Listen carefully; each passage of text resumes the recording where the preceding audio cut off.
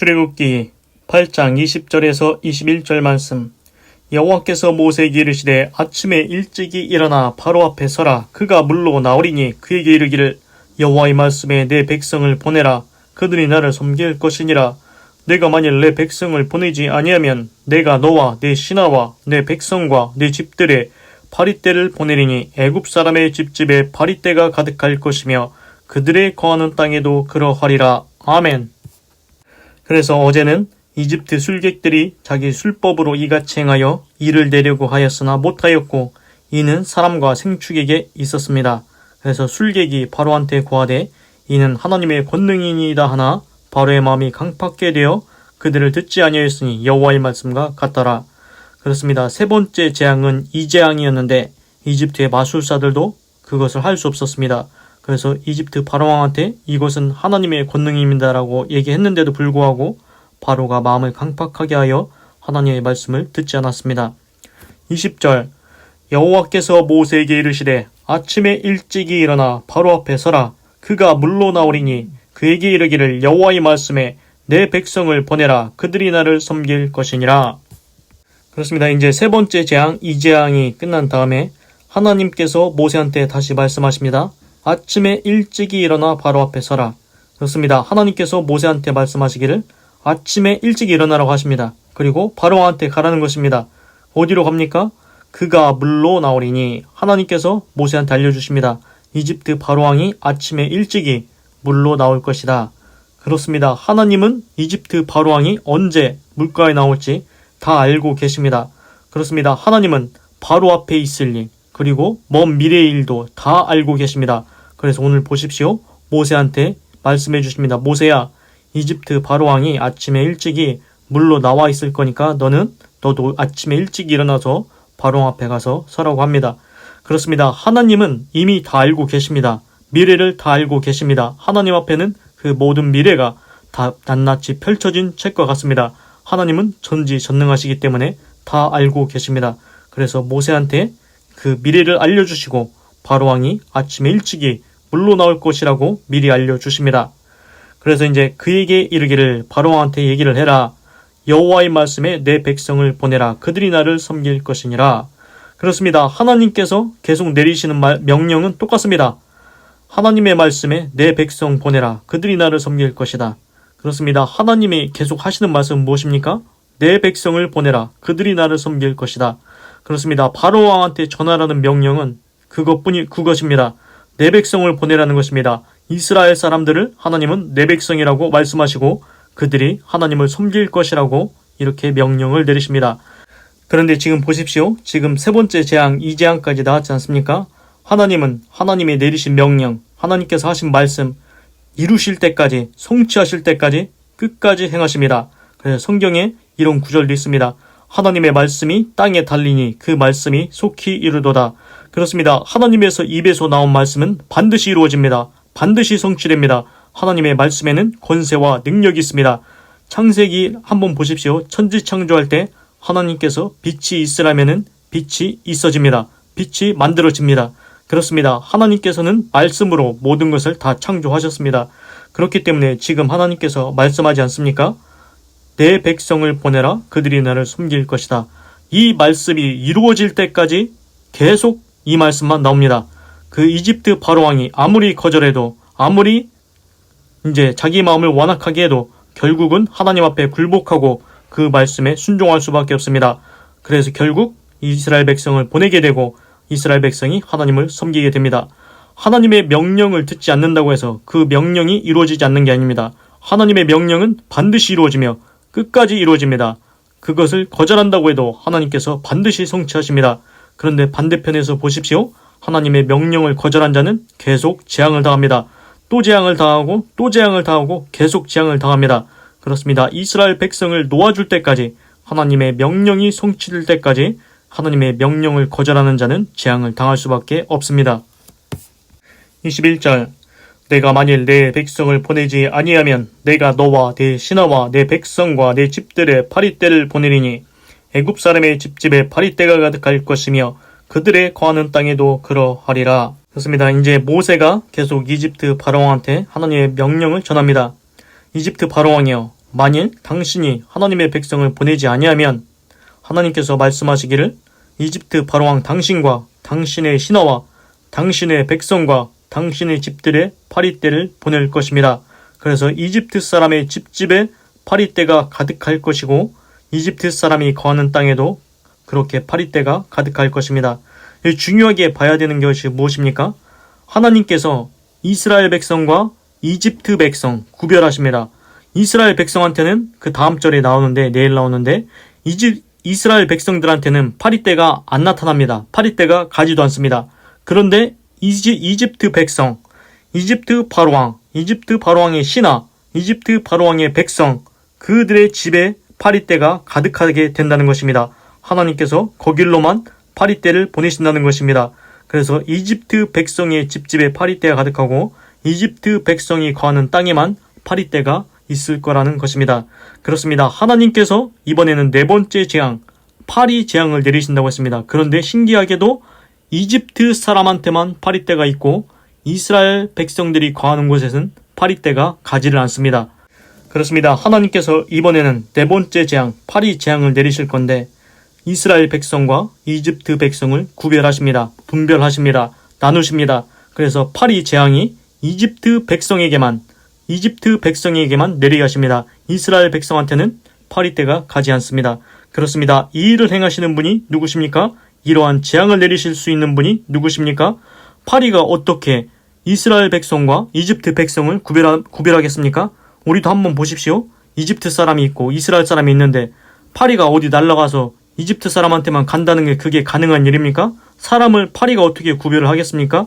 그런데 파리도 하나님의 명령을 듣는다는 것입니다. 파리가 하나님의 명령을 듣고 이집트 백성에게만 간다는 것입니다. 신기하지 않습니까?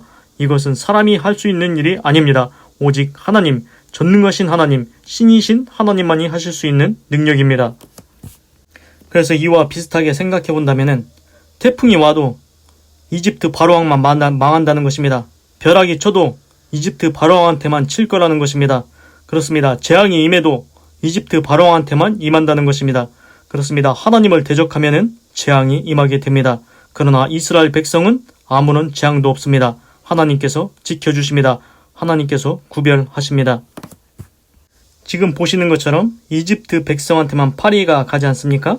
이런 신기한 일이 또 이제 뒤에 나오는데 이스라엘 백성이 이집트에서 결국 탈출을 하게 되는데 그리고 이제 광야를 이제 40년 동안 가게 됩니다. 그때 그 광야는 사막입니다. 그 사막은 낮에는 엄청 덥습니다. 그리고 밤에는 엄청 춥습니다. 그래서 어떻게 됩니까? 하나님께서 이스라엘 백성을 보호해 주시려고 낮에는 구름 기둥으로 이제 지켜주십니다. 구름 기둥이 있으니까 시원합니다. 그리고 밤에는 불기둥, 밤에는 추우니까 불기둥으로 하나님께서 지켜주십니다. 그렇습니다. 그 광야에 있어도 이스라엘 백성만 하나님께서 구별하셔서 이스라엘 백성을 편하게 해주시려고 낮에는 구름기둥으로 밤에는 불기둥으로 그렇게 이스라엘 백성을 보호하시고 지켜주십니다. 그렇습니다. 하나님은 진짜 하나님이십니다. 재앙도 하나님께서 구별해서 내리시고 그 불기둥과 구름기둥으로 지키심도 하나님께서 구별해서 하실 수 있습니다. 그리고 이제 재밌는 얘기를 한 가지 더 해드리겠습니다. 뭐냐면은 그 신약 성경에 보면은 거지 나사로가 이제 부자의 집에서 그 이제 쓰레기, 음식물 쓰레기 같이 버린 것, 잔치하고 버린 것, 그거 이제 먹고 살다가 주워 먹고 살다가 결국에 죽어서 거지 나사로는 아버지 아브라함의 품에 들어가고 부자는 죽어서 음부에 갔다고 합니다. 그래서 이제 신기하지 않습니까? 아버지 아브라함의 품에 거지 나사로가 안겼다고 했습니다. 그 창세기에 보면은 아브라함 얘기 계속 들었지 않습니까? 아브라함이 분명히 죽었는데 천국에 아브라함이 있다는 것입니다. 그럼 아브라함이 죽은 것입니까? 살아있는 것입니까? 아브라함의 영혼은 죽지 않는다는 것입니다.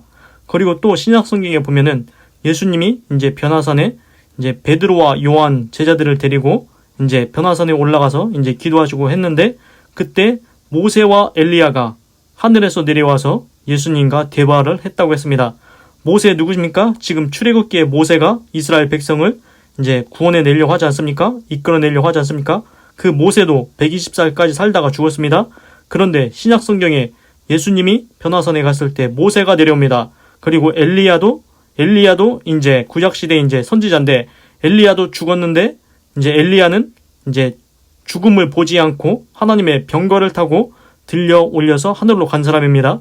죽음을 보지 않고 갔습니다. 그 엘리야도 병거 타고 올라간 천국으로 올라간 엘리야도 그 엘리야도 예수님을 내려와서 만났다는 것입니다. 그렇습니다. 모세와 엘리야도 죽었습니다. 그런데 신기하게 예수님이 그 변화산에 갔을 때 내려왔습니다. 영혼이 내려왔겠죠. 그는 중요한 게 무엇입니까? 사람이 죽으면은 육신이 죽은 것이지 그게 끝이 아니라는 것입니다. 신기하지 않습니까? 솔직히 한번 생각해 보십시오. 우리가 육신이 있는데 생각을 한다? 우리 스스로 생각을 한다? 이것은 내가 생각하는 게 아니라 물질에서 생각이 나올 수 있습니까? 우리 영혼이 생각하는 것입니다. 그렇습니다. 우리 속에는 영혼이라는 것이 있습니다. 그 사랑과 영혼이라는 영화도 있지 않습니까? 그 사랑과 영혼에서 그 영적인 존재가 이제 등장을 합니다. 거기서 이제 지하철에 이제 주인공 말고 이제 지하철에 사는 이제 영적인 존재가 있었는데 그 자판기에서 이제 어떻게 해가지고 담배가 떨어졌는데 그 담배를 피고 싶어가지고 이제 거시기 하는 모습이 나옵니다. 그렇습니다. 영적인 존재가 담배를 그렇게 피고 싶어 했다는 것입니다. 그 영화에서 이제 그렇게 표현을 하고 있습니다. 이건 영화일 뿐인데 이제 요점은 뭐냐면은 사람은 육신과 영혼 이렇게 같이 이루어져 있다는 것입니다. 육신만 있는 게 아닙니다. 우리 육신 속에 영혼이 있다는 것입니다. 그래서 지금 말씀드린 것처럼 아브라함도 창세기에 나오는 아브라함도 지금 출애굽기에 나오는 모세도 그리고 이제 구약 성경에 나오는 선지자 엘리야도 다 죽은 것 같은데 이미 다 육신은 사라졌는데 죽었는데 성경에 보면은 이제 아브라함의 품에 안겼다. 모세와 엘리야가 예수님과 내려와서 대화를 했다. 그렇습니다. 영적인 존재는 살아있다는 것입니다. 그렇습니다. 영적인 존재는 우리가 예수님 믿고 구원 받으면은 천국에 간다는 것입니다. 천국에서 영원히 존재한다는 것입니다. 그렇습니다. 영혼은 없어지지 않는 것 같습니다. 그래서 이거는 이제 제가 생각해 본 건데 그 사단은 이제 루시엘이라고 해가지고 음악을 관장하는 천사장이 있었습니다. 그 천사장이 하나님과 비기려고 하나님보다 높아지려고 자기가 영광을 받으려고 교만하다가 이제 그 루시엘이 타락해가지고 이제 저 맨 밑바닥에 이제 음부 구덩이에 빠지게 됩니다. 그것이 이제 사단이 되었습니다. 그래서 루시엘이 이제 사단이 되었습니다. 그래서 루시엘을 따르는 그 밑에 있는 천사들도 이제 타락해서 귀신이 되었겠죠. 그렇습니다. 그러면은 그들은 다 영적인 존재 아닙니까? 그들도 우리 눈에는 보이지가 않습니다. 우리 눈에는 보이지가 않아서 이제 육신을 입고 있진 않는데 영적인 존재인데 그러면은 그 사단을 그 귀신들을 하나님께서 어떻게 처리를 하실까? 영적인 존재는 없어지지도 않고 소멸하지도 않고 그러면은 이제 어떻게 이거를 이제 해결을 해야 될까? 그래서 이제 보면은 무저갱이라는 단어가 이제 성경에 나옵니다. 무저갱의 뜻이 무엇입니까? 없을 무자에다가 미쳐 이제 밑이 없는 구덩이라는 것입니다. 그 한 번 떨어지면은 계속 떨어집니다. 밑이 끝이 없습니다. 그렇습니다. 영적인 존재는 소멸하지도 않기 때문에 하나님께서 무저갱을 준비하신 것 같습니다. 그래서 무저갱의 사단과 귀신을 멸하시는 것 같습니다. 그렇습니다. 우리도 영적인 존재입니다. 영혼이 우리 속에 있습니다. 그래서 우리가 나중에 하나님 앞에 서서 심판을 받습니다. 그런데 우리가 회개하면 우리의 모든 죄를 용서하시고 예수님을 믿으면은 구원받게 해주십니다. 그래서 우리는 예수님을 믿으면은 회개하고 예수님을 믿으면은 천국에 갈 수가 있습니다. 그러나 지옥은 원래 누가 가는 것입니까? 성경에 이런 구절이 있습니다. 지옥은 그 마귀와 그 사자들, 그 귀신들, 그들을 위해서 예비된 것이라고 했습니다. 그런데 왜 사람이 지옥에 갑니까? 이 사단과 귀신이 이제 사람들을 끌고 가려고 합니다. 자기들만 지옥 가기 싫으니까 사람도 다 끌고 가려고 합니다. 왜 사람을 끌고 가려고 합니까? 하나님께서 사람을 가장 많이 사랑하시니까 하나님께서 사람을 사랑하시니까 하나님은 괴롭히지 못하겠고 사람을 괴롭혀서 사람을 지옥에 끌고 가서 하나님의 마음을 아프게 하려는 것입니다. 그렇습니다. 사단과 귀신은 하나님과 이제 족수가 안 되니까 하나님과 비길 수가 없으니까 하나님을 이길 수 없으니까 대신 선택한 방법이 하나님이 지으신 하나님이 사랑하는 사람을 이제 지옥으로 끌고 가려고 하는 것입니다. 그렇게 해서 하나님의 마음을 아프게 하려는 것입니다. 그런데 하나님께서 그 구원의 길을 주셨습니다. 예수님만 믿으면은 모든 죄가 사해지고 구원받을 수 있다고 하셨습니다. 그래서 이제 신약 성경에 보면은 예수님이 그 말씀이 육신을 입고 와서 예수님이 탄생했다고 하지 않습니까? 동정녀 마리아 처녀에게서 탄생했다고 했습니다. 그래서 사단과 귀신은 예수님을 어떻게든지 죽이려고 했습니다. 왜 그렇습니까? 하나님의 아들 예수님을 죽이면은 우리가 이긴다. 그렇게 이제 하나님의 아들 예수님을 죽이려고 했습니다. 그런데 이게 웬일입니까? 예수님이 십자가에서 피를 흘리시고 모든 인류의 죄를 대신 지고 죽으셨다가 3일 만에 다시 부활하셨습니다. 그래서 사단은 이제 하나님을 이겼다. 예수님을 죽였으니까 우리가 이겼다. 이렇게 생각을 했는데 이게 웬일입니까? 예수님이 그 십자가에서 물과 피를 다 쏟으심으로 그 피로 우리 모든 인류의 죄를 다 사하셨습니다. 그래서 예수님만 믿으면은 모든 사람이 구원받을 수 있게 하셨습니다. 그렇습니다. 사단 마귀는 예수님을 죽였다고, 하나님의 아들 예수님을 자기가 죽였다고, 그렇게 이제 자기가 이겼다고 생각을 했는데 도리어 그것이 역전이 된 것입니다. 예수님만 믿으면은 모든 사람이 구원받을 수 있는 길을 열어주신 것입니다. 예수님 한 사람의 희생으로 모든 인류가 다 구원을 받게 된 것입니다. 이것이 하나님의 역사이고 하나님의 기적입니다. 하나님께서 그 아들 예수님을 그 십자가에서 죽게 하시면서까지 우리 사람을 구원하려고 하셨습니다. 자기 아들 독생자 예수를 주시면서까지 십자가에서 못 박히게 하심까지 물과 피를 쏟게 하시기까지 자기 아들을 내어주시면서까지 우리 사람을 사랑하셔서 그러한 일을 하게 하신 것입니다. 우리 중에 누가 아비 된 자로서 내 자식을 내어주면서까지 다른 사람을 구하겠습니까? 그런데 우리는 내 자식을 내어줄 수 있습니까? 내 자식을 내어주면서까지 다른 사람을 구원할 수 있습니까? 그런데 하나님은 그것을 하셨습니다. 내 아들 예수를 내어주면서까지 십자가에 죽기까지 하면서까지 나는 사람들을 구원하겠다. 나는 인류를 구원하겠다. 하나님께서 결단하신 것입니다. 하나님께서 그렇게 마음을 먹으신 것입니다. 그래서 대신 예수님이 죽으시고 우리 인류가 살게 된 것입니다. 예수님만 믿으면은 우리는 구원받을 수 있습니다. 그래서 이제 예수님이 이제 십자가에 죽으셔서 이제 끝인 줄 알았는데 3일 만에 부활했지 않습니까? 죄가 없기 때문에 부활하신 것입니다. 그리고 지금 예수님이 어디 계십니까? 하나님 우편에 앉아 계셔서 하나님께 계속 말씀하고 기도하고 계십니다. 그리고 예수님이 이런 말씀하셨습니다. 나는 하나님께로 이제 가는데 성령님을 보내주겠다. 성령님이 너희와 함께하고 성령님이 내가 너에게 말한 모든 것을 생각나게 하고 하나님 그 성령님이 너희를 이제 도와줄 거다. 이렇게 말씀하셨습니다. 그렇습니다. 성경에 보면은 하나님과 예수님과 성령님이 나옵니다. 그래서 삼위일체라고 나옵니다. 하나님은 아버지, 예수님은 그 아들 예수님, 그리고 성령님은 이제 영적인 존재입니다. 그런데 이제 세 명이 다 다른 것 같은데 다 하나라는 것입니다. 그리고 우리를 보십시오. 우리가 아버지이기도 하고 남편이기도 하고 이제 할아버지이기도 하고 이제 호칭이 다 달라지지 않습니까? 그렇습니다. 그것과 비슷한 것입니다. 그래서 하나님, 예수님, 성령님, 삼위일체 이렇게 있습니다. 그래서 그 예수님이 십자가에 죽으신 게 그것이 끝인 줄 알았는데 예수님이 부활해서 지금 하나님 우편에서 하나님께 계속 말하고 기도하고 있다는 것입니다. 그리고 이런 구절이 있습니다. 그 모든 무릎을 예수님 앞에 꿇게 하셨다. 이것이 무슨 말입니까? 그 예수님의 희생, 예수님의 온전한 희생, 그 희생 앞에 우리 모든 인류가 나중에 예수님 앞에 다 무릎을 꿇는다는 것입니다. 우리가 한번 생각해 보십시오. 나한테 누군가 뭔가 큰 것을 해줬다. 뭔가 큰 것을 잘해줬다. 그러면 그 사람한테 너무 고맙지 않습니까? 너무 고마워서 어쩔 줄 모르고 이렇게 하지 않습니까? 그런데 예수님께서는 자기 목숨을 우리를 위해서 내어주셨습니다. 그러한 희생을 하신 예수님 앞에 우리가 너무 감사하고 고마워서 예수님 앞에 다 무릎을 꿇게 된다는 것입니다. 그렇습니다. 나 자신을 위해서 누군가 희생하면은 우리가 그 사람한테 정말 감사하게 됩니다. 그 희생, 목숨을 버리시는 희생을 예수님께서 하신 것입니다.